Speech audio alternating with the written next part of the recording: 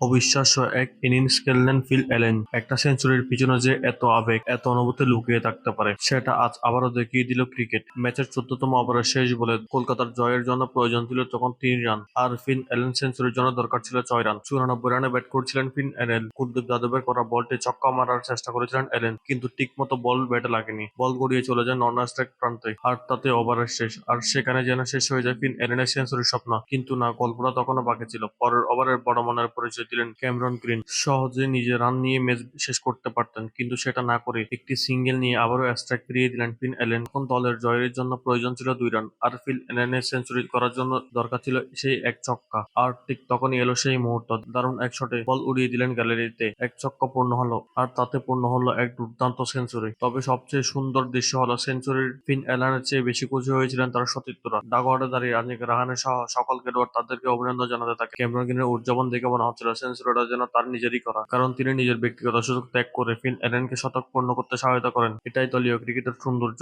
এখানে একজনের সাফল্য পুরো দলের আবেগ হয়ে ওঠে। আজকের ম্যাচে শুধু সেঞ্চুরি নয়, দুর্দান্ত জয় তুলে নিয়েছিল কলকাতা নাইট রাইডার্স। দিল্লি ক্যাপিটালসকে এক প্রকার উড়িয়ে দিয়েছিল তারা। ব্যাটে বলে ফিল্ডিং কোনো বিভাগে কলকাতার সামনে দাঁড়াতে পারেননি দিল্লি। এই জয়ের ফলে ৮ উইকেটে বড় ব্যবধানে জয় তুলে নিয়ে পয়েন্ট টেবিলে ৭ নম্বরে উঠে এসেছে। অন্যদিকে দিল্লি নেমে গেছে ৮ নম্বরে। টানা ৪ ম্যাচ জিতে প্লে অফের দূরে আবারও শক্তভাবে ফিরে এসেছে কলকাতা নাইট। একসময় তলানিতে থাকা দলটি আজ জানিয়ে দিল তারা এখনো শেষ হয়ে যায়নি। এখন দেখার বিষয় শেষ পর্যন্ত কে জায়গা করে নিতে পারে প্লে অফে। তবে আজকের ম্যাচে কে কে আর যেভাবে দিল্লিকে হারিয়েছে তাতে পুরো টুর্নামেন্টে নতুন করে উত্তেজনা ছড়িয়ে পড়েছে।